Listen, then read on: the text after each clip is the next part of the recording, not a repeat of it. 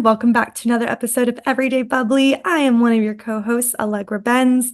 I am actually doing a little solo episode today, so please give me grace as we try this out. I've never done this before, but hope it goes smoothly. I'm actually here in Napa Valley doing some work. My company produces an annual event called Live in the Vineyard Goes Country.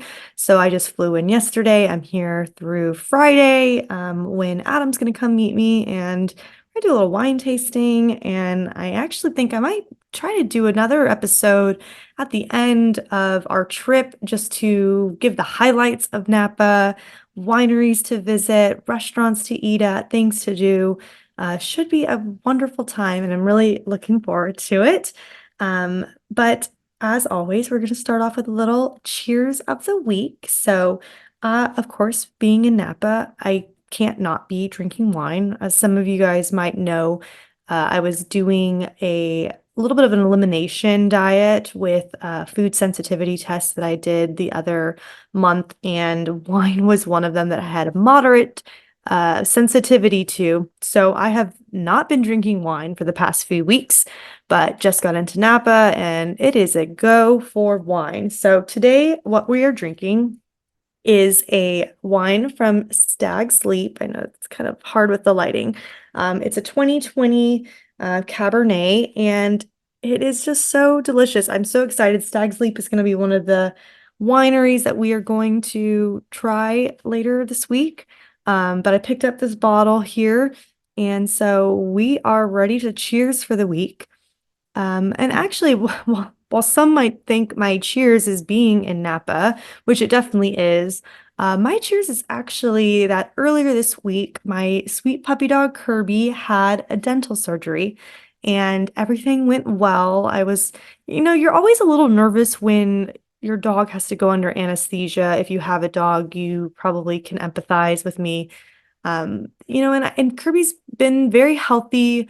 And I wasn't expecting the surgery to not go well, but when I went to drop him off, I had to, of course, like sign some forms about resuscitation efforts and cardiac arrest. So I just was a little nervous with him going into it. He is 13 now, so he is getting to be on the more senior side of his lifespan, but everything went great. He did have two teeth that actually just naturally fell out during the cleaning, which was awesome because I did not have to pay for those surgical extractions. So it was great. He came home later that day. He was definitely a bit out of it. Taylor was over and he looked a little drunky, but he is doing wonderful. So that is my cheers of the week. Mm. And it's actually a good segue into the episode. This topic is something that's very near to my heart, and that is canine diabetes. Some of you may know that Kerby was diagnosed last February with diabetes, and it was definitely a diagnosis that changed my life and changed my world. It was not something I was ever expecting. Dogs that I've owned my entire life have always been very healthy, never had any medical issues. So when this happened, it was definitely a bit of a change and a bit of a lifestyle overhaul because diabetes is something to not take lightly. It's something that he will have for the rest of his life. So there was a lot of learning that came with it. And so a lot of people have asked me, well, how did you know that Kerby was diabetic? Well, like I said, last year, uh, let's go back even a little bit further than the diagnosis. In January of last year, Kerby actually had his annual teeth cleaning. I mean, that was my cheers of the week, and he gets one every single year. So last year, he had his teeth cleaning, and prior to the teeth cleaning, the vet did a full blood analysis of Kerby just to make sure everything was looking good, that he is healthy enough for the surgery, and that he could go under anesthesia with no risks or very little risks.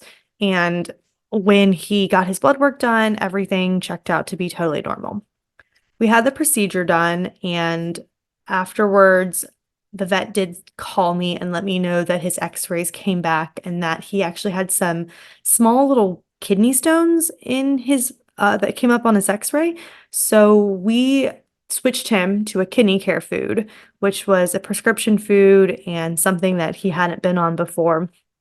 And probably about 2 weeks after switching his food, he started acting very strange and very out of character. He started having accidents in the house.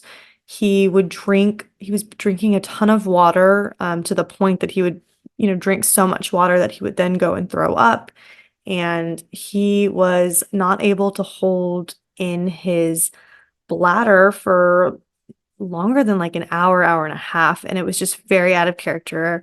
He's been potty trained his entire life. I could not think about, the first time it happened, I was like, well, maybe I didn't take him out enough before bed. But then it kept happening for a couple more nights. It also happened, I took him out before we went to dinner one night and then came back, less than 2 hours later and he had peed in the house. So it was definitely, I knew something was wrong with him and took him to the vet. Since we had just done the blood work, a couple, must have been like 2 weeks earlier, 3 weeks earlier, the vet didn't immediately go to diabetes. We actually thought it might have been Cushing's disease, which is actually a disease that has to do with the pituitary gland in the brain. So that test for that was pretty expensive. So I actually did not take that test. And we were kind of going through some other avenues, such as looking at his food. For me, I was like, that's the only thing that's changed about what I've been doing with him, so it must be the food. And so we took him back off of the kidney food and put him back on the food he was on before, but he wasn't getting better. I mean, several days passed and he was not improving. So I took him back to the vet. I think we were like at the vet like 3 times in this week's span. And from there, the vet was like, okay, well, let's just do another test and just test his blood sugar. And I remember this so clearly. I was sitting in the room at the vet with Kerby, and the vet came in with just kind of a very calm but concerned look on her face. And I immediately knew that the news was not going to be good news. And she let me know that Kerby was indeed being diagnosed with diabetes. So the way that they tested for that, by the way, is they tested his blood sugar from his urine. And a dog's normal range of blood sugar is between 70 to 140. And Kerby, at the time that he was diagnosed, was at 615. So that is incredibly high for a dog. Looking back on when Kerby was diagnosed, now that I know more about the disease, it just is gut-wrenching to me to know that he was suffering with high blood sugar for as many days as he was with it being not diagnosed. It's incredibly dangerous for dogs when they have diabetes to have their blood sugar so high for so many days in a row. When that happens, they can get pancreatitis, which is incredibly painful for dogs, or they can come down with DKA, which in short stands for diabetic ketoacidosis, and it can be a serious complication and life-threatening. So knowing that now, I just feel so lucky that while he was uncomfortable and he was struggling, nothing more major happened during that time window. And once he was diagnosed, we were able to, get right on the train of managing it and getting his blood sugar down. So the first thing that the vet did was teach me how to administer insulin. Never in my life did I think that this was going to be a topic that I would learn so much about and that I would have a dog that has this disease. But the vet, I cannot recommend VCA Vet Hospital more. They have several locations around the US, and the one that we have, my vet has just been such an incredible resource to me in teaching me about the disease and teaching me how to manage it. But also, there is a group on Facebook, actually several groups that I joined, and it has been even more helpful It's a community of people that are all dealing with this, and I just learned so much about things to do, things not to do. Some of them I'm going to share with you, but it is a goal of mine actually to continue to want to spread awareness of canine diabetes because it is, such a underlooked disease with dogs. So continuing to spread the word. I am hoping within the year to launch a social media account on Instagram and Twitter and TikTok called the Diabetic Dog Mom, where I can share some of this information. Because one thing I notice is that people my age or younger aren't really on Facebook anymore. And so they might be missing out on this incredible resource. So, coming up with a platform that can reach even more people to teach people about the disease and how to manage it if your dog is diagnosed is definitely a goal of mine for the future. But going back to after his diagnosis, really the first thing again that I learned is to administer insulin. So Kerby has to have insulin given to him via a shot in the body. It's a dermal shot, so it goes in through his skin. It doesn't go all the way to the muscle, but it goes right underneath the skin. And he gets 6.5 units. Now, every dog is different. A lot of what makes up how much insulin they get has to do with their weight and their age. So always look to your vet's guidance for starting dose. And it generally takes a couple of days for that dose to settle in. So once we started, I think we actually started him on 5 units, and slowly over the past year, we have increased him to 6.5, and he is doing really well on that dose. Like I said, a dog's normal blood sugar level is between 70 to 140. Diabetic dogs run a little bit higher. Normally, you want their blood sugar to be between, I would say, 100 to 200. Any lower than 100, they have a risk of going hypo, which is when a blood sugar goes low. So you don't want that to happen. There's risk of passing out and not coming back from that. So that's hypo, which means hypoglycemia. That happens, you're generally supposed to give them like a treat or rub honey on their gums to kind of get their blood sugar to go back up. I'm super, super lucky that that's never happened to Kerby. He's run a little high with his blood sugar, but he's generally, once we got the dosage right, he has really been falling in that normal range. And you can tell he's just so much happier. The accident stopped, the excessive drinking stopped, his appetite came back. He started gaining weight again because he lost a lot of weight when he was first diagnosed. So it's definitely, a journey to figure out what works, what didn't work. And another thing that we did when he was diagnosed is we changed his diet. So dogs that have diabetes need to be on a low-fat diet. There's a calculator that I can share in the show notes, but you want the dogs to have under 10% fat if they've had pancreatitis in their life. If they haven't, I think you can go up to 12%, but I just like to stick with 10 and under just to be safe, on the safe side. So I changed his diet. Another thing is, he gets insulin twice a day, and that insulin works with the food. So I feed him twice a day, 12 hours apart, and I weigh his food so that I know that he's getting the correct amount and the exact amount every single meal time. So that was definitely one of the big changes is, that we had to adjust our lives to was how the feeding schedule, 12 hours apart. So normally, I'd feed him when I woke up. So some days that was 7, some days that wasn't until like 9:30 or so. So I definitely had to get on a schedule.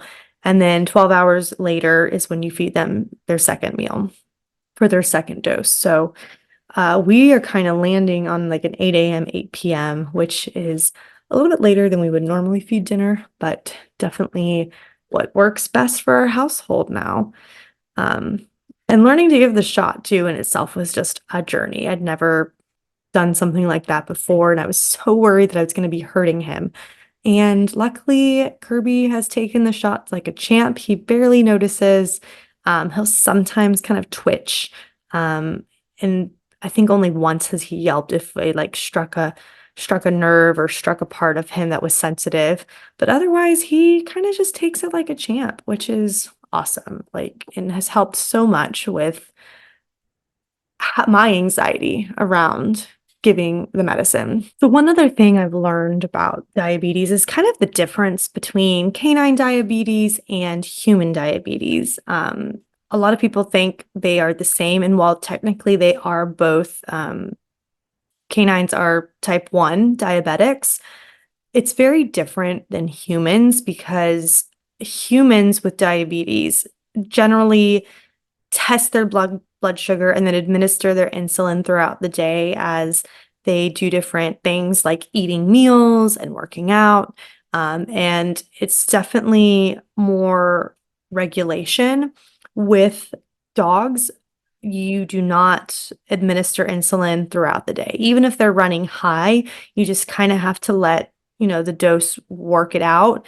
And there's definitely things that we do when when Kirby's blood sugar is high.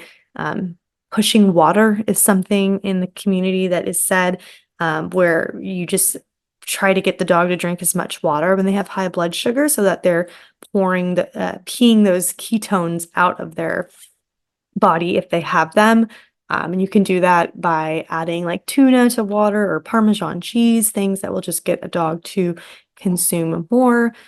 But that is one of the differences. The other is that generally type 1 is diagnosed in humans at a young age. With dogs, it can happen really at any age. There is no direct correlation between food and weight and things like that, that sometimes are factors for humans that are diagnosed.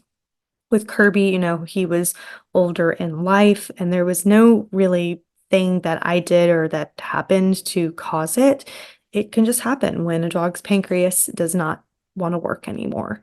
Another thing that I've learned is about home testing. So with diabetes, it's so important to test the dog's blood sugar throughout the day. And also every now and then to run something called a curve, which means you're testing the blood sugar every 2 hours to get their current levels and determining. It's a way to just analyze how the insulin is working, if you might need to increase or decrease your dose. It's also a way to catch insulin resistance if a dog is becoming resistant to the dose, and that can actually happen if the dog is on too high of a dose. So there's a lot of information you can tell with the home testing, but the most important part about home testing is it can save your dog's life. Your dog might be acting totally normal, but actually they have low blood sugar. And if you were to give them their regular dose, they would go into hypoglycemia. So when you home test, essentially you're pricking the dog for a little bit of blood, and you use a meter to test that blood to get the readout of their blood sugar.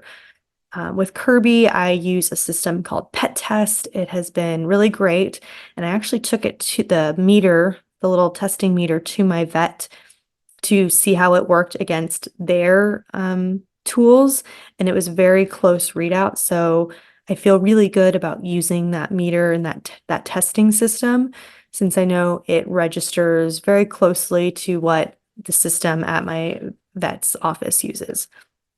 So I have found that pricking Kerby on the inside of his lip, which can be like a little weird, but it's like just like lift it up, and I just prick for a little bit of blood. I just need a little droplet, get it on the test strip, and then it will show the readout. And so I do that almost before every meal. There are times if someone's watching him or my parents are watching him and they don't feel comfortable testing, they won't, but I try to do it pretty much before every meal. Again, it could save his life if he's running low and I didn't know it because he wasn't acting strange. Luckily, that has not happened, but it's always good. And then every so often, we'll run a curve where I take his blood, like I said, every 2 hours. And that just shows me and the vet, how he's doing on the dose, which is kind of how we got to the dose that he's on now, knowing that his numbers are much more consistent and in the right zone of blood sugar.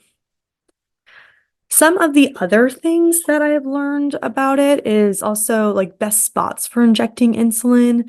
There's some misinformation out there about injecting into like the scruff of their neck because there's a lot of like skin there, but that can actually not get absorbed by the body. So you're much better off putting and injecting insulin along like the shoulders and the spine, places not necessarily where there's a lot of excess skin, and that will be absorbed much better by the dog. The other thing I've also learned is just there's different types of insulin out there. Kerby is on a brand called Vetsulin. It is specifically made for dogs. And I'm so lucky that HEB carries it and they have a great affordable price. We probably go about through a vial a month. It's about $55 plus you got to get the syringes. So having a diabetic dog definitely can add up.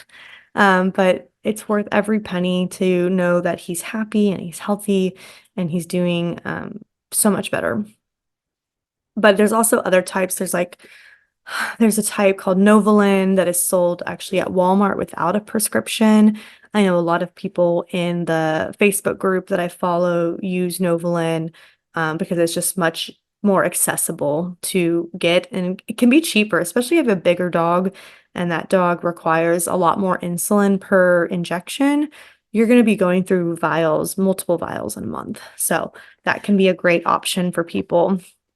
And then talking about I already talked about his food, but treats is another one of, I have to tell people, even when they want to give Kerby a treat, that he can't have any treats or any food in between his meals. Every now and then I will, sneak him a little piece of protein, but it has to be single ingredient protein, low fat. So think chicken breast or roast beef, sardines, things like that are just strictly protein, and he can get a little bit of that every now and then. One other thing that came about with the diabetes is also the possibility of diabetic cataracts that can form on the dog's eye and lead to blindness. When Kerby was diagnosed, the vet let me know that there was about an 80 to 90% chance that Kerby would go blind from the diabetic cataracts. And really that happens like with the high blood sugar that the cataract forms on the eye and then isn't able to be dissolved. So dogs can either have a very pricey surgery to remove those. In the instance of Kerby, we decided not to look into the surgery because he is older. He already was kind of having some minimal blindness due to his age. And while he's not permanently blind yet, I can tell that his eyes have changed drastically. He has kind of started running into walls and not being able to see my hand when I give him a treat. And it makes me sad, but knowing he can still get around the house, he still can use the dog door. Those are all things that led us to not proceed with the surgery. Well, that is most of the episode. If you guys have any other questions about canine diabetes, about, how we treat it, how Kerby's doing, feel free to send a message on our Instagram. I'd be happy to get back to you. But if your dog ends up getting diagnosed with diabetes, I just want to reiterate that it is not the end of that dog's life. It is not a death sentence. It is definitely a manageable disease. Dogs can go on to live very long, happy lives with diabetes. So just want to reiterate that if this is something that you end up being able to relate to, it's not the end of the world, and you and your dog can still have a great long time together. So, to cap up this episode, we're going to do the song of the week. So, for this week's song of the week, I have picked one of my favorite Tovlo songs called How Long. Uh, it actually came out, I think, on the Euphoria soundtrack, season 2 soundtrack. And when I first heard it, I just love the beat. I love the song. So that is the song of the week. All right, guys, thanks so much for joining and have a great rest of your week and cheers.